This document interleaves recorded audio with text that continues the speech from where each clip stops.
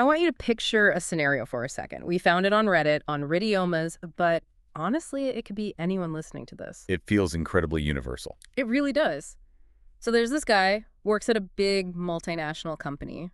He's smart, he's competent, he watches movies in English, no subtitles, plays video games, understands his American colleagues on calls, you know? Right, he's what we call a receptive bilingual. The input is all working perfectly. Exactly, a total success story. But then his account gets locked. He has to call the IT help desk in the US. Oh, the classic scenario. Yeah, and the stakes are pretty low, right? This is a password reset. But he knows he has to speak, so he prepares. He spends 30 minutes writing a script, reversing words. He gets on the phone, the agent answers, and he freezes. A total system crash. Complete blackout. He said he started stuttering, his mind went blank, he couldn't find basic words, he just felt this wave of heat. And even though the agent understood him and fixed the problem, he hung up feeling like a complete failure. And that is such a perfect illustration of the paradox we're looking at today. Right. You have the knowledge. It's in your head somewhere. But in that moment of performance, you can't get to it. And that's our mission for this deep dive. We're going to look at the language freeze not as a lack of knowledge, but as a real psychological and biological phenomenon. We've got papers on neurobiology, Stephen Krashen's linguistic theories, a thesis on adult learning, and some practical techniques. I think the first thing we need to do is just validate that feeling for that user on Reddit. Because what happened to him, it wasn't a failure of intelligence. It was, in a way, a failure of biology. Okay, so this isn't just stage fright then. There's a specific name for it. Yeah, there is. The clinical term you see in the research is xenoglossophobia. Fear of foreign languages. Exactly. But what's so fascinating about what the academics call foreign language anxiety, or FLA, is how specific it is. I mean, that guy from Reddit, he's probably super confident giving presentations in his own language. Right. But you put him in a second language context, and suddenly the brain reacts like it's in real physical danger. So let's dig into that reaction. We've got a breakdown here on the neurobiology, and it describes this very specific chain reaction that kicks off. It starts in the amygdala. Of course, the brain's threat detection center. So he hears the American agent say hello, and his amygdala doesn't hear a greeting. It hears a threat. A threat to his ego, to his competence. You know, the amygdala doesn't really know the difference between a tiger in the bushes and making a grammar mistake. It just screams danger. And that triggers a huge spike in Cortisol, the stress hormone. This is where it gets really interesting, because you'd think stress hormones would make you sharper, but in this case, cortisol acts like a jammer. It really does. It creates this very specific kind of interference. High levels of cortisol actively impede the function of the hippocampus. Which is, that's the part of the brain for memory retrieval. It's your librarian. It's how you access long-term memory. Yeah. So when that user said he blanked, he wasn't being dramatic. The cortisol literally locked the doors to the library. The words are in there, but he just physiologically cannot get to them. The breakdown also mentions the dorsolateral prefrontal cortex. That's a mouthful. Right, and that's your executive function. Planning your thoughts, organizing a sentence. No, it's a double whammy. You can't find the words, and you can't structure the sentence. Exactly. It's a hardware issue. Your brain is being chemically sabotaged by its own survival instincts. It's actually kind of comforting to hear that. It is. And that brings us to the software side of the problem, which means we have to talk about the linguist Stephen Krashen. The effective filter hypothesis. Yes. Krashen gives us this great visual. He talks about an effective filter, which is like an invisible wall. And when you're anxious or you lack self-confidence, that filter goes up. So even if you're understanding what the other person is saying. Right. Even if the comprehensible input is there, the anxiety stops it from getting to the part of your brain that acquires language. It just bounces off the wall. But for our guy on the phone, it also blocks the output. You're not playing with the language anymore. You're defending yourself against it. You're in a defensive crouch.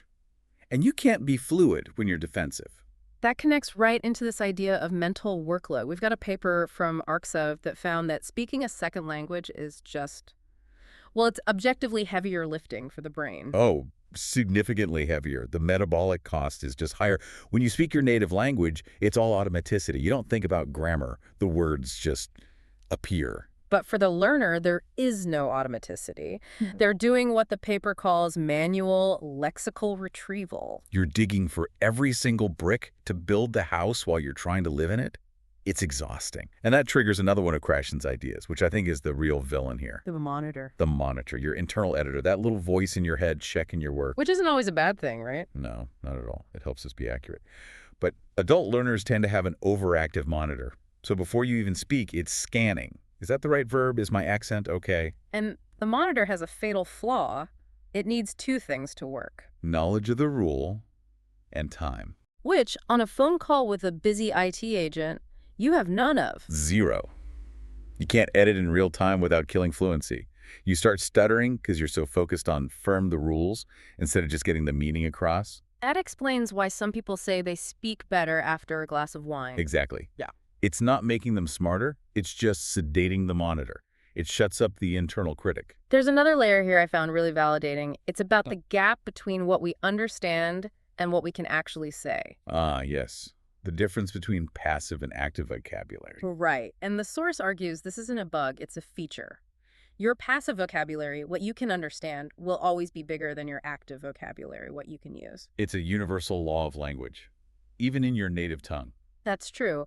I can read a complex article and understand a word like juxtaposition, but I'm probably not going to use it in a casual chat. But a learner sees that gap and thinks, I'm a failure. I understood that whole movie. Why can't I speak like that? No, you just have a natural imbalance. It takes so much repetition to move a word from passive to active. So part of the freeze is trying to force a passive word into the active column under pressure. And pressure is the key word. Why do we feel so much pressure? This brings us to the psychology of being an adult learner. We have this thesis from USP that really dissects it. It talks about the shift from intrinsic to extrinsic motivation. Right. Think about how a kid learns. It's intrinsic. They want to watch a cartoon or understand a song. It's play. There's no judgment. But for an adult, It's all extrinsic. I need this for my job. I have to get this promotion. It becomes what the thesis calls the discourse of obligation. Language stops being a toy and becomes a performance review. and when you're being evaluated, your ego is on the line. The language ego. This is a huge concept. As an adult, you built this identity. You're competent, you're funny, you're articulate. But when you switch to a language where you're maybe at a B1 level, you sound simple. You feel like a child again. And that is terrifying. It creates an emotional block. You'd rather just freeze, stay silent, than speak and shatter that competent image of yourself. Someone in the Reddit thread used a really specific term for this, virilitismo. The mongrel complex. It's this deep-seated feeling of inferiority. The idea that my English is broken, so I am inferior, and the native speaker is my judge. It creates this power dynamic that is entirely in your own head. Wow. So you've got a biological cortisol storm, a cognitive traffic jam from the monitor, and a psychological identity crisis. It's a miracle anyone ever speaks a second language. It really is. Yeah. But once you realize what's happening, you can start to hack the system. Okay, let's get to the hacks. The most prominent one we found was something called shadowing. Now, I've heard of it, but it seems like most people do it wrong. They do. Shadowing is the heavy artillery here. Most people think it's just repeating after an audio track, but it's much more specific. The key is the timing, right? You don't wait for the sentence to end. No, that's just repetition. True shadowing means you are speaking simultaneously with the audio, just a split second behind, like a shadow. You're mimicking everything, the speed, the intonation, the emotion. And you're supposed to do this while walking. Yes, that part's crucial. Walking keeps the brain alert and oxygenated. But more importantly, it occupies your conscious mind. Remember the monitor, the inner critic. The guy causing the freeze. If you're walking briskly, listening and speaking all at once, your brain is too busy to let the monitor get in the way. You're bypassing that overactive editor and drilling the language directly into muscle memory. So you're training your mouth to make the sounds without your brain interfering. You're building prosody, the music of the language. When your mouth just knows how to form the sentence, it reduces that mental workload and builds a little bit of automaticity. Okay, that's a great biohack. What about the psychological side? The fear of being judged. This is where technology is a huge help. Using ChatGPT's voice mode or an app like HelloTalk lets you practice in a zero-stakes environment. Because the AI doesn't care if you stutter. It doesn't roll its eyes. It doesn't have an opinion. It completely removes the fear of negative evaluation. It's like a flight simulator. You can crash 100 times without any real consequences. So you're desensitizing the trigger. Exactly. And you can combine that with simple self-talk. Just narrate your day in English. I'm making coffee. The water is hot. It sounds silly, but it normalizes the sound of your own voice speaking the language. It stops being so shocking to your own ears. And finally, there's just the mindset shift. There's a comment from someone living in Canada that I thought was so liberating. They just said, Americans speak incorrectly too. It is the truest thing in the entire thread. Native speakers are messy, we mumble, we use the wrong words, we restart sentences. We are not perfect. But learners hold themselves to this impossible standard. They do. And so the advice is cognitive reframing. You have to change your goal. Stop aiming for perfection. Start aiming for communication. So if the help desk agent reset your password, you won. You won, period. Even if you stuttered. Even if you made a grammar mistake, the mission was accomplished. The moment you lower the bar to, did they understand me? The anxiety just plummets. And, ironically, you end up speaking better because the monitor finally shuts up.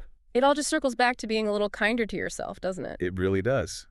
You're judging yourself for a biological reaction, so you froze. It was just your body trying to protect you from a perceived threat. Acknowledge it, take a breath, and try again. I think that's the big takeaway then. You aren't broken.